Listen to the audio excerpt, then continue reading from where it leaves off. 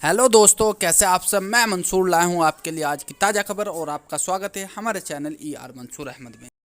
आज का जो टॉपिक है वो बता दूं मैं आपको, वो ये है कि जो बीएड ब्रिज कोर्स वाले हैं, यानी कि बीएड ही मानिएगा सभी को, उनकी एक आपको बात याद रखनी पड़ेगी। वो ये है कि वे दो तरीके से वार कर रहे हैं। एक तो डाइट डीएलएड को साथ लगा करके ये बोल रहे हैं बीएड वाले कि हम एनएच डीएलएड को बाहर करेंगे, एक तो ये। दूसरा, पीछे वार करना किसे कहते हैं, यानी कि एक तीर से दो निशाने कैसे लगाते हैं बीएड वालों से सीखो। जो बीएड संगठन है वो दो तरीके की चाल चल रहा है। एक तरफ आप देखोगे कि एक तो ये है कि हम डाइट वालों के साथ लग करके एनएच डीएलएड को बाहर करेंगे, एक तो ये।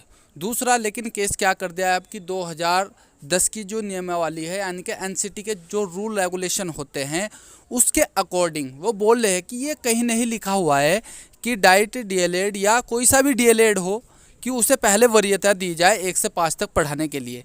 इसमें किसी को भी दे सकते हैं, बीएड को भी इसमें वरीयता दे सकते हैं।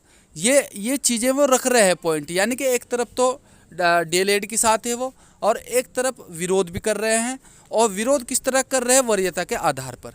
अगर ऐसा होता है तो उसमें सभी लोगों का नुकसान हो सकता है, क्योंकि एक तरीके का ये समुद्र है। समुद्र में ये नहीं पता किसको कितनी नॉलेज है, गुणांक कितना है, किसका कितना परसेंटेज है, उस आधार पर ये लिया जाएगा। तो मैं आपको ये बताना चाहता हूँ कि जो ये कोट कोट खेल रहे हैं, आप देख रहे हैं, ये सिर्फ बीएड वाले ही देखेंगे आप। क्योंकि बीएड वालों ने मार्च में सबसे पहले जो केस किया था आप जानते ही, वो है जयवीर सिंह नाम से केस हुआ था एनएच डीएलएड के ऊपर। लेकिन अब वो केस खारिज हो चुका है, अब उसकी कोई वैल्यू नहीं है।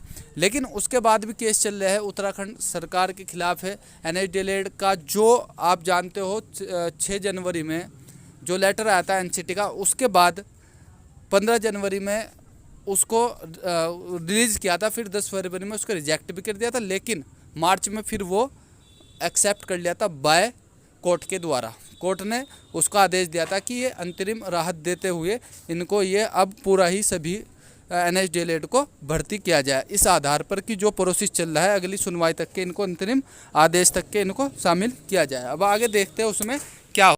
एनएच डीएलएड का केस बिल्कुल 100% पक्का है, क्योंकि जीत पक्की है उसकी।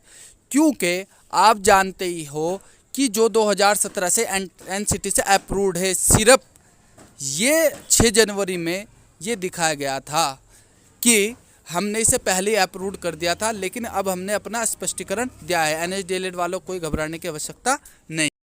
लेकिन अब बात जो है वरीयता के आधार पर है। वो बीएड वालों ने जो केस किया है, देखो दो डबल उनके, ये नहीं पता कौन अध्यक्ष है, अलग अलग उनके संघ बने हुए हैं, अलग अलग ही काम कर रहा है। कोई सीटेट वाला है, चलो सबका अधिकार है, लेकिन ऐसे कोर्ट नहीं खेलना चाहिए। क्योंकि 85 डेज या 80 डेज आचार संहिता के बच्चे कोई भी किसी को नौकरी नहीं मिलेगी, वही काम हो जाएगा, ना खाऊंगा ना खाने दूँ।